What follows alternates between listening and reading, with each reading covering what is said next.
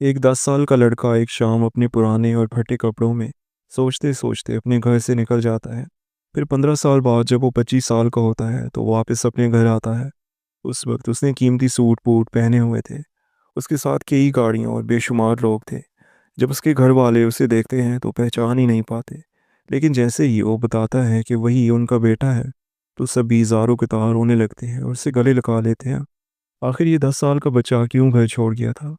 15 साल में उसकी ज़िंदगी में ऐसा क्या हुआ कि सब कुछ बदल गया? ये कहानी पंजाब के एक गांव की है। वहाँ बिलाल नाम का एक लड़का रहता था जिसकी उम्र उस वक्त 10 साल थी। वो अभी बचपन की मासूमियत से निकलकर आहिस्ता आहिस्ता बातों को समझने लगा था। कुछ दिन पहले ही उसकी वालदा का एक बड़ा ऑपरेशन हुआ था। इस ऑपरेशन के अखराजात के लिए उसके वालिद ने गांव के ही एक साहूकार से कुछ पैसे कर्ज दिए थे, लेकिन वक्त पर वो कर्ज वापस ना कर सके। इसी वजह से वो आदमी उनके घर आया, वालिद को डांटा और उनकी छोटी सी ज़मीन छीन ली, जिस पर वो खेती बाड़ी करके घर का गुजर बसर कर रहे थे। उसने कहा कि जब तक मेरा पूरा पैसा वापस नहीं करोगे, इस ज़मीन की तरफ देखना भी मत। शाम का वक्त था, पूरा घर अंदर बैठा था। बिलाल के एक छोटा भाई, एक छोटी बहन और माँ बाप सब घर के अंदर थे। बिलाल अपने वालिदैन की बातें गौर से सुन रहा था। वो दोनों एक दूसरे से परेशान होकर कह रहे थे कि अब क्या होगा, हमारे पास जो थोड़ी सी ज़मीन थी वो भी साहूकार ने छीन ली है। ये बात सुनते ही बिलाल गहरी सोच में डूब जाता है। रात जब सब घर वाले सो जाते हैं तो वो अपने फटे पुराने कपड़ों में घर से निकल जाता है और सीधा रेलवे स्टेशन पहुंच जाता है। वहां पहुंचकर एक ट्रेन में सवार हो जाता है और सफ़र करते करते आहिस्ता आहिस्ता कराची जा पहुंचता है। अब वो पहली बार किसी बड़े शहर आया था। उम्र अभी बहुत छोटी थी, न जेब में पैसे थे और ना ही खाने पीने का कोई इंतज़ाम था। कराची की भीड़ भाड़ और हुजूम देखकर वो घबरा जाता है, क्योंकि उसने ज़िंदगी में कभी इतने ज़्यादा लोग और इतनी बड़ी रौनक नहीं देखी थी। इसी दौरान वो एक ट्रक ड्राइवर के पास जाता है जो अपना ट्रक रोड के किनारे खड़ा करके दुकान से सामान ले रहा था। बिलाल उसके पास जाकर कहता है, अंकल मुझे काम चाहिए। पहले तो ड्राइवर इनकार कर देता है और कहता है कि मेरे पास तुम्हारे लिए कोई काम नहीं। लेकिन बिलाल उससे कहता है, मुझे अपने ट्रक में रख लो, बस खाने पीने का थोड़ा इंतज़ाम कर देना, बाकी मैं तुम्हारा काम कर दूंगा। ट्रक ड्राइवर उसे गौर से देखता है और पूछता है, बेटा कहाँ से आए हो? घर वाले कौन है तुम्हारे? बिलाल दिल पर पत्थर रखकर कहता है, मेरा इस दुनिया में कोई नहीं है। मैं बस अपनी मेहनत से कुछ बनना चाहता हूँ, अपने बलबूते पर मकाम हासिल करना चाहता हूँ। ये सुनकर ड्राइवर नरम पड़ जाता है, उसे अपने साथ रखने के लिए तैयार हो जाता है। यूँ बिलाल बतौर हेल्पर उसके साथ सफ़र करने लगता है। कभी सामान लाना, कभी ट्रक की देखभाल करना, कभी पंक्चर चेक करना, और इन्हीं छोटे मोटे कामों में लगा रहता। वक्त गुजरता गया और बिलाल 16 साल का हो जाता है। अब वो आहिस्ता आहिस्ता ट्रक चलाना भी सीख रहा था और साथ साथ हेल्पर का काम भी करता था। लेकिन जैसा कि कहा जाता है, तकदीर को कुछ और ही मंजूर होता है। एक दिन अचानक ट्रक का एक्सीडेंट हो जाता है। इस हादसे में ड्राइवर और बिलाल दोनों बुरी तरह जख्मी हो जाते हैं। खबर मिलते ही ट्रक मालिक इन दोनों का इलाज करवाता है। बिलाल को मामूली जख्म आते हैं, इसलिए वो जल्दी से अजाब हो जाता है, जबकि ड्राइवर की हालत ज़्यादा ख़राब थी। बिलाल इसी हॉस्पिटल में ड्राइवर के साथ रहकर उसकी खिदमत करता रहता है। एक दिन ड्राइवर बिलाल से कहता है, अगर तुम्हें ट्रक चलाने और अच्छा काम सीखने का शौक़ है तो हमारे मालिक से बात करो, उनके पास और भी कई ट्रक हैं। वहाँ जाकर तुम बेहतर तरीके से सीख सकते हो। ये सुनकर बिलाल हिम्मत करता है और ट्रक मालिक के पास जाकर दरख्वास्त करता है कि मुझे किसी और ट्रक पर लगा दिया जाए ताकि मैं काम सीख सकूं। बिलाल ने दिल ही दिल में इरादा किया कि अब उसे सिर्फ ड्राइविंग सीखनी नहीं, बल्कि अपनी ज़िंदगी को भी बेहतर बनाना है। ट्रक मालिक उसकी मेहनत देखकर उसे दूसरे ट्रक पर काम दे देता है। वक्त गुजरता गया और बिलाल ने ना सिर्फ ट्रक चलाना सीख लिया, बल्कि 18 साल की उम्र में अपना लाइसेंस भी बनवा लिया। अब वो मुकम्मल ड्राइवर था और अच्छी खासी आमदनी कमाने लगा था। कुछ दिन बाद उसके दिल में ख्याल आया कि क्यों ना मैं पैसे बचाकर अपना ट्रक खरीदूं। उसने मेहनत से कमाए हुए पैसे जमा करने शुरू कर दिए और वो रकम एक ड्राइवर साथी के पास जमानत के तौर पर रखवाता रहा। आहिस्ता आहिस्ता उसने तकरीबन 4 लाख रुपए जमा कर लिए। लेकिन एक दिन अचानक खबर मिली कि वही ड्राइवर अपने घर पास में सब कुछ छोड़कर भाग गया है। ये जानकर बिलाल को शदीद धचका लगा। दिल टूट गया, लेकिन उसने हिम्मत ना हारी। उसने सोचा कि अगर मैं दोबारा किसी के पास पैसे रखूं और वो भी भाग गया तो मैं कभी अपने ख्वाब पूरे नहीं कर पाऊंगा और ना ही अपने घर वालों की मदद कर सकूंगा। यही सोचकर उसने एक बैंक में अकाउंट खुलवाया। उसके बाद अपनी सारी कमाई वहीं जमा करने लगा। वक्त गुजरता गया और बिलाल के पास इतने पैसे जमा हो गए कि वो एक ट्रक खरीद सके। उसने डाउन पेमेंट करके लीज पर ट्रक निकाला और खुशी खुशी उसे अपनी मेहनत और दयानतदारी से चलाना शुरू किया। आहिस्ता आहिस्ता किस्तें भी ख़त्म हो गईं और ट्रक मुकम्मल तौर पर उसका हो गया। बिलाल के लिए ये ख्वाब सच होने जैसा था। वो अक्सर रात को अपने ट्रक को देखता और सोचता कि किस तरह खाली हाथ घर से निकला था और आज अपनी मेहनत से कहाँ पहुँच गया। इसी तरह एक दिन बिलाल अपने हेल्पर के साथ ट्रक में सामान लेकर जा रहा था। रात के तकरीबन 3:30 बजे का वक्त था। अचानक उसे सड़क पर एक बड़ी गाड़ी का एक्सीडेंट दिखाई दिया। वो फौरन ट्रक रोककर नीचे उतरा और गाड़ी के अंदर झांका। अंदर एक औरत बेहोश हालत में पड़ी थी। टक्कर इतनी शदीद थी कि गाड़ी के सारे एयरबैग्स खुल गए थे।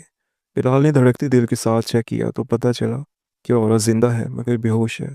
वो इर्द गिर्द देखकर छोटी गाड़ियों को हाथ देने लगा ताकि कोई रुके और औरत को हॉस्पिटल पहुंचाया जा सके।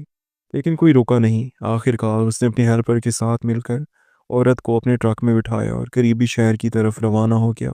शहर पहुंचकर लोगों से पूछा कि यहाँ सबसे अच्छा हॉस्पिटल कहाँ पर है। किसी ने बताया कि थोड़ा आगे एक बड़ा हॉस्पिटल है। बिलाल फौरन अपने ट्रक को हॉस्पिटल की पार्किंग में ले गया। उस औरत को फौरन हॉस्पिटल में उतारा गया और उसका इलाज शुरू हुआ। बिलाल वहीं बैठकर 2-3 घंटे तक इंतज़ार करता रहा, यहाँ तक कि जब औरत को होश आया तो वो उसके करीब किया और नरमी से पूछा, आप ठीक हैं? औरत ने आंखें खोलकर हैरानी से पूछा, बेटा तुम कौन हो? बिलाल ने जवाब दिया, आपका एक्सीडेंट हो गया था, मैं ही आपको यहाँ पर लाया हूँ। अल्लाह ताला का शुक्र है कि अब आप सही सलामत हैं। औरत ने हल्की सी मुस्कुराहट के साथ कहा, जी हाँ, अब मैं बेहतर महसूस कर रही हूँ। इतने में डॉक्टर साहब कमरे में दाखिल हुए और औरत से हाल पूछा। औरत ने कहा, जी डॉक्टर साहब, अब काफ़ी बेहतर हूँ। डॉक्टर ने संजीदगी से कहा, अगर आपको यहाँ लाने में थोड़ी देर और हो जाती तो आपकी जान बचाना मुश्किल हो जाता, क्योंकि आपको शदीद चोटें आई थी और बहुत ज़्यादा खून बह चुका था। ये सुनकर औरत की आंखों में आंसू आ गए। उसने बिलाल का बेहद शुक्रिया अदा किया। वो कहने लगी, बेटा मैं तुम्हारे लिए कुछ करना चाहती हूँ, बताओ तुम्हें क्या चाहिए? बिलाल ने आर्जी से कहा, मैडम मुझे कुछ नहीं चाहिए, मेरे लिए यही काफ़ी है कि आप महफूज हैं और आपकी जान बच गई। ये कहकर वो जाने लगा तो औरत ने उसे रोका और कहा, बेटा एक मिनट रुको, मुझे अपना नंबर दो और मेरा नंबर भी रख लो, कभी हमारे घर खाने पर ज़रूर आना। बिलाल ने नंबर लिया और शुक्रिया कहकर रवाना हो गया। वो औरत कराची की रहने वाली थी, बड़े कारोबारी घराने से ताल्लुक़ रखती थी। शौहर का कुछ अर्सा पहले बीमारी की वजह से इंतकाल हो गया था। एक बेटा और एक बेटी थी। वो दोनों अपनी माँ को ज़िंदगी में वापस देखकर शुक्र अदा कर रहे थे। वक्त गुजरता गया और एक दिन अचानक औरत ने बिलाल को फ़ोन किया और कहा, बेटा तुम वादा करके भी हमारे घर नहीं आए, जब भी मौका मिले ज़रूर आना। बिलाल ने जवाब दिया, जी मैडम, कल शाम तक मेरा चक्कर उधर ही है, मैं ज़रूर आऊँगा। अगले दिन शाम को बिलाल सामान लेकर कराची पहुँचा। सामान गाड़ी से उतरवा कर अपने हेल्पर को ट्रक पर छोड़ा और ख़ुद फ़ोन पर बात करते करते सीधा उस औरत के घर पहुँच गया। वहाँ पर उस औरत ने उसका पुरतपाक इस्तकबाल किया। उसके बेटे बेटी ने बिलाल के हाथ पकड़ कर कहा, भाईजान आपकी वजह से हमारी माँ जिंदा है, हम आपका शुक्रिया किस तरह अदा करें? बिलाल ने मुस्कुरा कर कहा, इसमें शुक्रिया की कोई बात नहीं, ये तो इंसानियत का फ़र्ज़ था, मैंने सिर्फ मदद की, कोई बड़ा कारनामा नहीं किया। घर वालों ने उसे बड़े एहतराम के साथ बिठाया, बेहतरीन खाना खिलाया और खुशदिली से बातें की। दौरान गुफ्तगू औरत ने बिलाल से पूछा, बेटा तुम कहाँ के रहने वाले हो और तुम्हें ट्रक चलाने की नौबत क्यों आई? बिलाल ने दिल की गहराइयों से अपनी पूरी कहानी सुनाई। बचपन में गांव छोड़ने से लेकर हादसात, मेहनत और फिर ट्रक चलाने तक का सफ़र। औरत सारी बातें सुनकर सोच में डूब गई। फिर उसने बिलाल का हाथ पकड़कर कहा, बेटा आज से तुम मेरे दूसरे बेटे हो, तुम्हें मेरा बेटा बनकर ही रहना है। और वो औरत आगे बढ़कर कहती है कि बेटा आज के बाद मुझे मैडम मत कहा करो, तुम मुझे माँ जी कह सकते हो। इस पर बिलाल कहता है कि माँ जी इस चीज़ की कोई ज़रूरत नहीं है, मेरा वक्त अच्छे से गुजर रहा है, मैंने अपना ट्रक भी क्लियर कर लिया है, अब दूसरा ट्रक लूँगा और आहिस्ता आहिस्ता जब कई ट्रक हो जाएंगे तो मैं अपने गांव जाऊंगा और अपने माँ बाप की मदद करूंगा। इस पर औरत कहती है कि तुम्हें इन सब की कोई ज़रूरत नहीं है, आज से तुम मेरे बेटे हो। मेरी कई कंपनीज हैं, कराची में भी हैं, लाहौर में भी हैं और फैसलाबाद में भी हैं। तुम ये ट्रक किसी ड्राइवर को दे दो और मेरी कंपनियों को संभालने में मेरी मदद करो। उसके बदले मैं तुम्हें अच्छी खासी तनख्वाह दूंगी और इसी से तुम्हारा सब कुछ अच्छे तरीके से हो जाएगा। बिलाल चाहता तो नहीं था मगर मजबूरन माँ जी की बात मान लेता है। वो अपने ट्रक पर एक ड्राइवर रख देता है और उससे कहता है कि अच्छी तरह ट्रक चलाना। बाकी बारीकियाँ वो फ़ोन पर ही ड्राइवर को समझाता रहता है। उधर उसका ट्रक चलता रहता और उधर वो औरत की कंपनी संभालने में उसकी भरपूर मदद करता है। वक्त गुजरता है और वो औरत बिलाल को कराची में घर ले देती है। बिलाल शानदार घर में रहने लगता है और कंपनीज को भी कामयाबी से संभालता है। 2 साल यूं ही गुजर जाते हैं और बिलाल के पास अब अच्छी खासी रकम जमा हो जाती है, क्योंकि औरत ने उसकी तनख्वाह 5 लाख रखी थी। बिलाल को बिजनेस का इल्म भी था और उसने उस औरत की जान भी बचाई थी। इसीलिए वो औरत उसे बड़ी रकम देना चाहती थी। मगर बिलाल खुददार था, वो अपनी मेहनत से कमाने पर यकीन रखता था। इसलिए उसने कहा कि मैं आपके पैसे इस तरह नहीं ले सकता। बहरहाल वक्त गुजरने के बाद जब बिलाल के पास अच्छे खासे पैसे जमा हो गए, तो एक दिन वो औरत अपनी बेटी और बेटे के साथ गाड़ी में आती है। वो कहती है कि बिलाल जल्दी तैयार हो जाओ, हमें कहीं पर जाना है। बिलाल नया सूट पहनकर तैयार होता है और उनके साथ गाड़ी में बैठ जाता है। वो लोग रेलवे स्टेशन पहुंचते हैं, जहां उस औरत ने पहले ही एसी केबिन की टिकट बुक करवा रखी थी। सभी लोग केबिन में बैठकर सीधा लाहौर पहुंचते हैं। जैसे ही ट्रेन लाहौर पहुंची तो बिलाल को अंदाज़ा हो गया कि माँ जी मुझे मेरे गांव ले जा रही हैं। स्टेशन पर उतरते ही औरत ने पहले ही कई गाड़ियां मंगवा रखी थी। बिलाल सूट बूट पहने गाड़ी में बैठता है। औरत और उसके बच्चे भी साथ होते हैं। वो लोग बिलाल से उसके गांव का रास्ता पूछकर सीधा वहां पहुंच जाते हैं। अब जब एक साथ 6-7 गाड़ियां गांव में दाखिल होती हैं और उनमें से सूट बूट पहने कई लोग उतरते हैं। अब गांव में जब वो 6-7 गाड़ियां दाखिल हुई तो साथ ही बॉडीगार्ड्स भी मौजूद थे। ऐसा लग रहा था जैसे कोई बड़ा रईस गांव आया है। बिलाल जब गाड़ी से उतरा तो ये मंजर देखकर उसके माँ बाप और छोटे बहन भाई भी घर से बाहर निकल आए। माँ बाप सोचने लगे कि आखिर ये बड़ी गाड़ी हमारे दरवाजे पर क्यों रुकी है। बिलाल आगे बढ़ा और वालदैन के कदमों को छूते हुए कहा, अम्मा बाबा मैं बिलाल हूँ। ये सुनते ही उसके वालदैन ज़ारों कतार रोने लगे और उसे गले लगा लिया। फिर उसे घर के अंदर बिठाया, पानी पिलाया और पूछने लगे, बेटा तूने ये सब कैसे हासिल किया। बिलाल ने पूरी कहानी सुनाई और कहा, अब आपके बुरे दिन ख़त्म हो गए, अच्छे दिन शुरू हो गए हैं।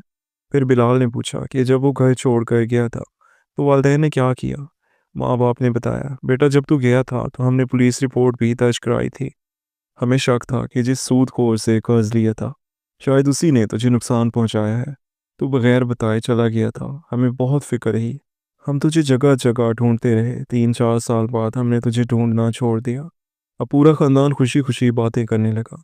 उधर बिलाल ने माँ जी को शुक्रिया अदा किया और वापस भेज दिया और कहा, माँ जी आपने मुझे इतनी बड़ी खुशी दी है। फिर बिलाल ने अपने पैसों से ज़मीन छुड़वा ली, सूदखोर से निजात पाई और अपना पुराना घर नया शानदार मकान बना लिया।